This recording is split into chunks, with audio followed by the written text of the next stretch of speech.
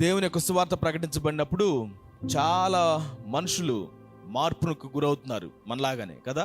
అనేకమైనటువంటి పరిస్థితుల్లో నుంచి, లక్షణాల్లో నుంచి, వ్యక్తిత్వాల్లో నుంచి దేవుడు వారిని అందరినీ కూడా కాపాడుతూ బయట తీసుకొని వస్తున్నాడు.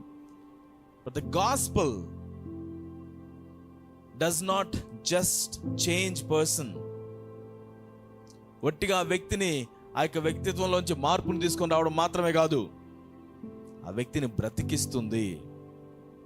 మనమందరం కూడా మన పాపాల చేత, అపరాధముల చేత చచ్చిన వారమై ఉంటే క్రీస్తు వలన మనల్ని దేవుడు ఏం చేశాడు?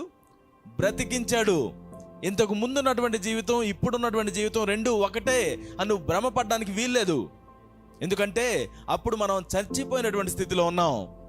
మన ఆత్మీయమైనటువంటి స్థితి మరణించినటువంటి స్టేజ్లో ఉంది. కానీ ఇప్పుడు నీవు బ్రతికి ఉన్నావు, జీవిస్తున్నావు. యేసుక్రీస్తు వలన మనము మరలా రివైవ్ చేయబడ్డాం అన్న విషయాన్ని మనం గుర్తుపెట్టుకోవాలి.